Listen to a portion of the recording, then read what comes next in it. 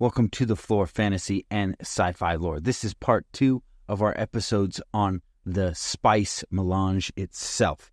In this episode, we are going to be talking about the abandonment of Arrakis right around the time of the Butlerian Jihad. We'll talk a little bit about something called the League of Nobles. This is actually the predecessor to the Landsraad. If you heard that episode, this was the organization that would eventually evolve into the Landsraad. And we will talk about Paul Atreides and how he has learned some of the things that were lost during the Butlerian Jihad related to the spice. If that's what you're looking for, this is the episode for you. Roll the intro.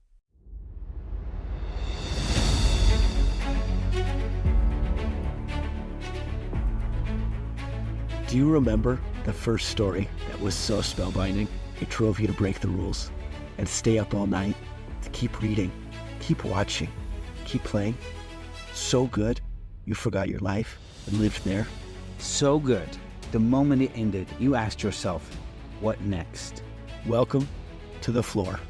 Our goal is to take you back, take you deeper, to explore and understand more and relive that childlike wonder. Join us as we dive deep into humanity's greatest stories, no matter how they are told, through books, movies, television, even games. One of us does an in-depth research on the topic. One of us is familiar with the topic. And one of us knows nothing. So the right questions will always be asked and addressed for anyone coming into the topic, regardless of how much you know. Enjoy another world, another adventure, another spellbinding story. Join us on the Flore. To kind of give you guys a little brief history of spice here. So, it's first discovered by Yanchep Ashoko, an imperial chemist during the end of the Old Empire, for its regenerative properties, right? He found out that people would regenerate their wounds and their on this particular drug that he's discovered. So this is a time. I wonder how that goes down. He's like, I found this in the dirt. Eat it. And you're like, well, I don't wanna. Tested it. Smells like cinnamon. Right. It smells like cinnamon. Eat it. You're like, did you eat some? Be like, yeah, I had a whole bucket. Eat it. Eat it. Now let me do experiments. By the way, I would do that. It's like, dude, it tastes really good. Really? I think.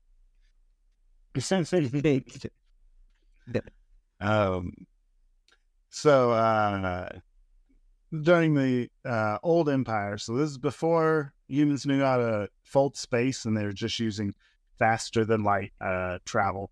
But it'd still take a long time to get between planets. When humans fold space, is it like a fitted sheet or is it more like a towel? Gliding of dimensional matter. That's what it's like. Closer to a fitted sheet. Like a fitted sheet with a lot more math. Yeah, folding a fitted sheet. Sure, that's your department. Simple task. Not a simple task. Actually, yeah, it's about the same amount of math. And if you do it wrong, you and all your friends are dead. Yep. That's a fitted sheet. That's yep. So it was before the Butlerian Jihad. So this time period when it's first discovered is sometime around 1300 BG, before guilt. So we're looking at 82,000 years before Paul's birth. Is about when this was first discovered. But during the Butlerian Jihad, Arrakis is abandoned by the League of Nobles. During the Butlerian Jihad, we have the synchronized planets, that's the machines, and the League of Nobles, right? So the League of Nobles abandoned Arrakis, being like, we can't hold on to this, we're fighting a giant war. And so they leave people behind, and this is where we get our first natives. During this time period is when people start to learn how to ride the Sandworms. This is around 200 BG. What was the casualty rate when they were first learning? It would be like half of the teenage boy population. That was the casualty rate. 0 of the female population. It was weird. It's almost like they were like, I'm gonna ride it. Eat some like He just I'm gonna ride it. You go on a date with me? No. What if I roll a worm? No. I'm gonna do it anyways. I'm gonna do it anyway. No, you can just see like a pack of them out there, be like, I dare you. I dare you. Be like, freaking dare nothing. I'm just doing it. What? That's my conversation with myself. So the way you ride the worms is they have all these scales on them, but the scales are keeping all the sand out. And when you pry one of those open enough that sand can get into it, it won't resurface, and it'll keep that part up above us. It won't subsurface. Yes, subsurface again, right? Yeah, because it doesn't want to get sand in there because it irritates it, and it'll keep it at its highest point, whatever scales are lifted. And so you lift those scales, and that is how you keep them from rolling and all that. Yeah, because you get that one scale, he's got to keep it up top. So you could like lift the scale on its tummy, and you could just be rolling over. They don't have tummies. You don't know that. You're like our expert might. But I mean, again, it might not. The middle piece, that's the tummy. It's not a top or a bottom. It's a middle. Yeah, because they don't really have they don't have a top or a bottom. They're like, it's like Ender's Game when It's like worms. Yeah, like just like normal worms. I realize that. Like these worms are like worms. Thanks, Joe. So it's only around 200 BG that spice becomes a commodity again in the League of Nobles. So that's like when it resurfaces as like, oh, this is like something we should look into. And eventually they're finding out more and more properties as they go along. BG is Balerian Jihad? Before Guild. Before Guild. Jihad is spelled with a J. Correct.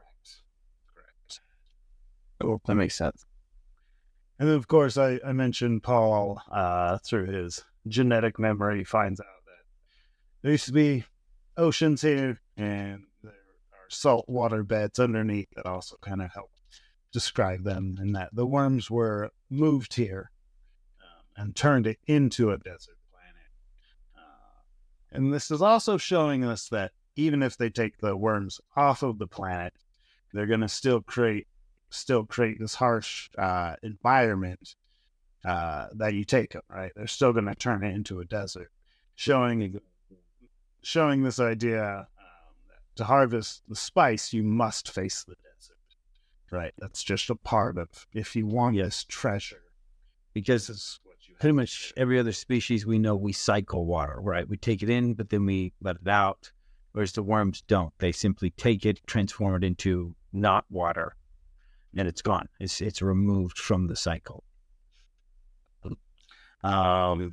When Frank Herbert was creating his idea of his worms and whatnot, he was using a dragon that hoards the special treasure, right? Like that was his idea. It was like, I'm creating my dragon for Dune, but they have this special treasure, right? And that is why you fight the dragons, is for the spice, which is the special treasure.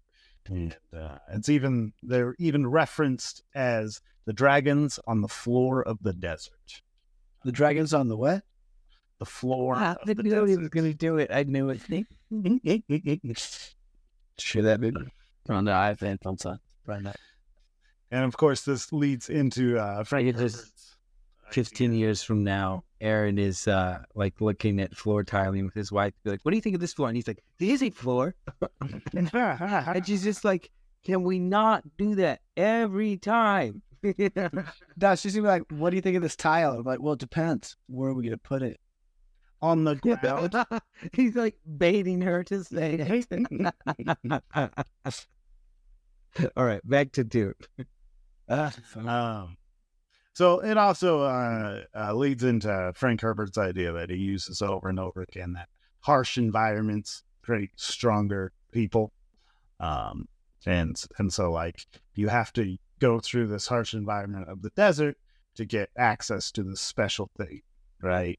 And he uses this throughout the book over and over again. right? Sardaukar, Fremen, just the harder it is, the more it's worth it kind of idea, right? So he's using all that with this. Now, as far as spice goes, now you had mentioned the environment on Arrakis and if it'll ever change. Eventually, they do start terraforming and bringing large amounts of water there. And a lot of people are like, "Oh, you're destroying Arrakis, you're destroying Fremen Way." Eventually, I was talking to you guys about the Talaxu and their axolotl tanks. Yeah. Eventually, they'll Makes that for worms. well, they make a synthetic spice melange, and they take over the market for the spice because they can just grow it in their tanks. Right. So, Is there the same side effects? It's like the exact same. it's pretty much the same. Maybe I'll have to look into that more. It's very specifically. processed, so you get a lot more cancer, but then they just cut it out, you know. Yeah, I mean, as long as you're taking it, the cancer doesn't rise its head as much. Yeah.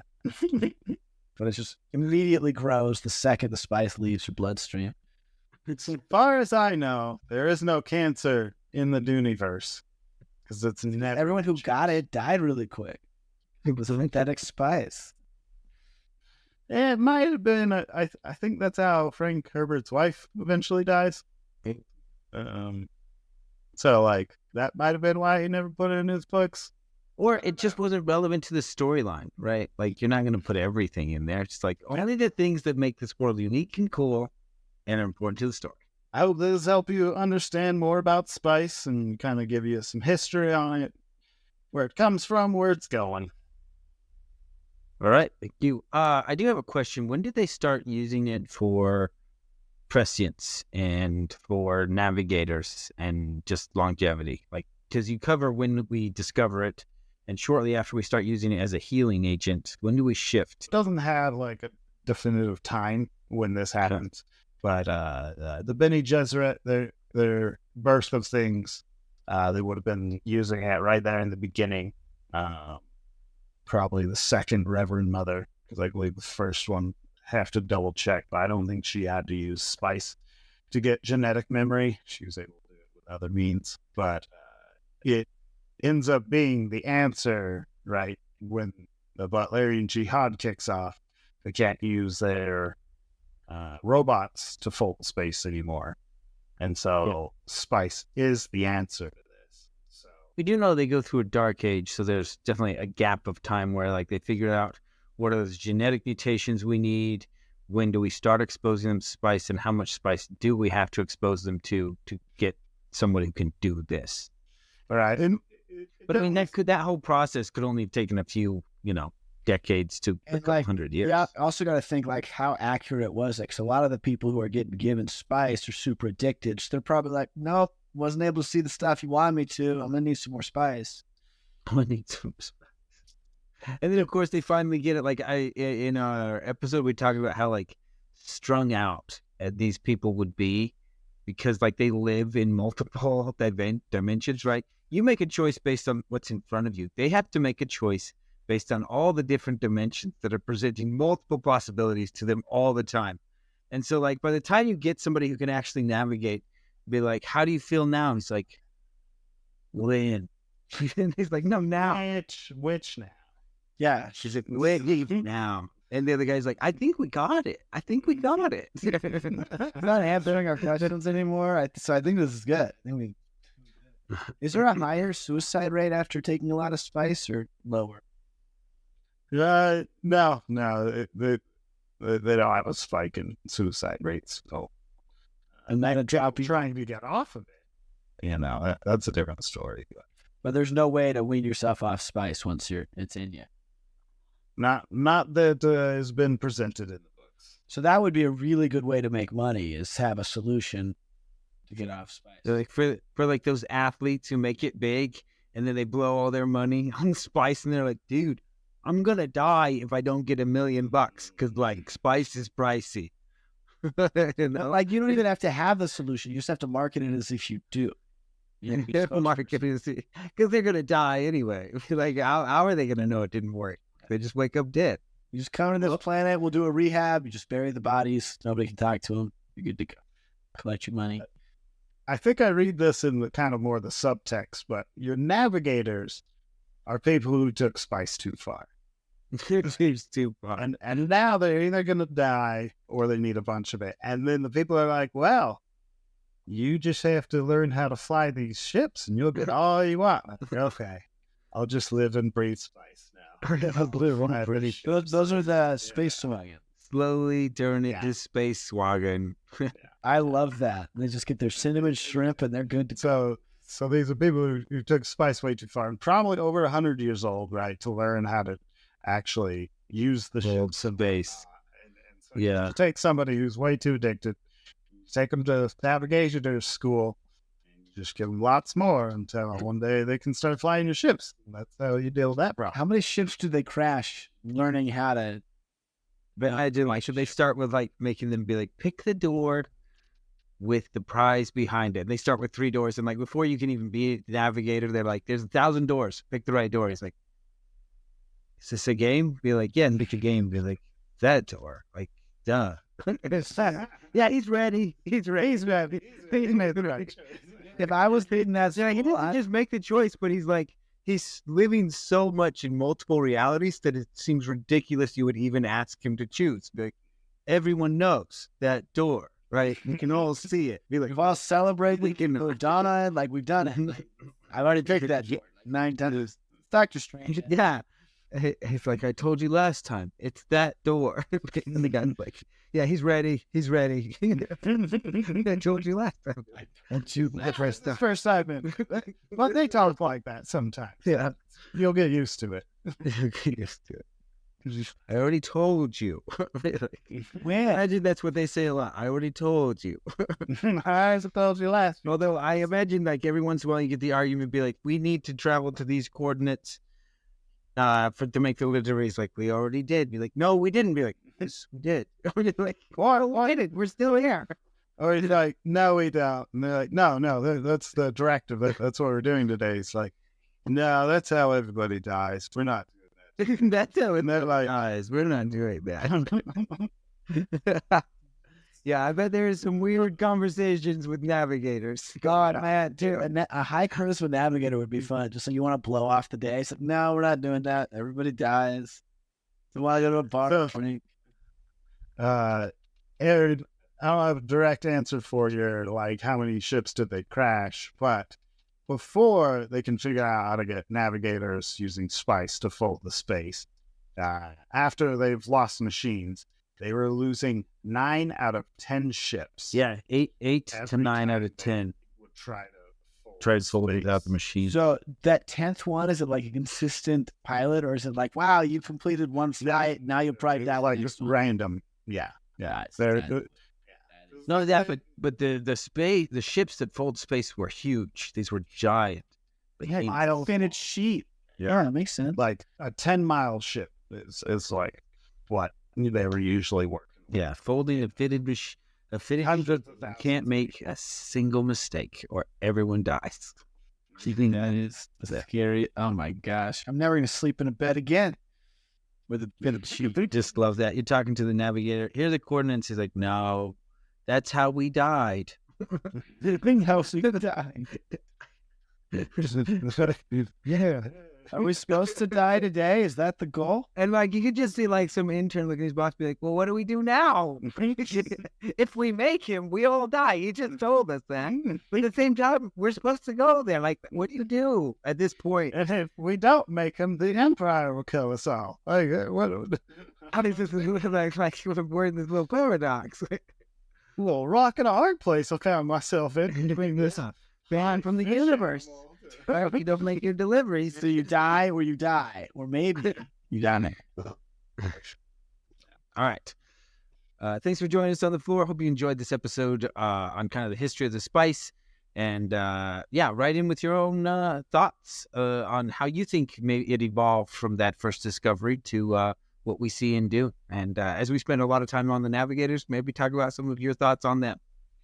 So, all right. Catch you next time. We hope you've enjoyed this episode. We have mentioned in the past that if you go to the Patreon page, we have collections of all the different worlds and pieces of lore we have covered. For example, if you want everything we have ever done about Baldur's Gate, from the invention of D&D to Baldur's Gate 1, Baldur's Gate 2, Dark Alliance, all of that, you can find individual collections for all of those, or just one big collection containing all of Baldur's Gate or all of D&D. So everything we have covered, Eberron, Marvel, DC, Aliens, Xenoverse, Cyberpunk, Dune, and more. We have collections for each of those worlds. And I do want to mention that on the Patreon, the only thing behind the subscription is the Treasure Room content. Anything that has been released in the podcast for free is still free there. It is just a better organization of the information that the podcast app doesn't let us do. They are just a big list, and you just got to type in your search words. On the Patreon, there are tags for everything. You got fantasy, D&D, creature features, Baldur's Gate 1, Baldur's Gate 2, Dark Alliance, all of that. Just an individual tag for those episodes. And as I said, we do have collections just to make this as easy as possible to find what you're looking for. We have learned in the past that a lot of people who listen to The Flore, they're interested in one or two of the worlds, and they may check out one or two of the episodes when we switch worlds, but they're really just mostly interested in that. So we just want to consolidate everything you're looking for to make it just as easy as possible to access. So check that out just to make your life easier. And we are working at making sure you can download any of the free episodes there. So even if you're going to lose Wi-Fi or connection, you can get the episodes you want before that happens, or just not burn your data while you're traveling to and from work or whatever else is you do while you listen. And thank you. I hope you continue to enjoy the show.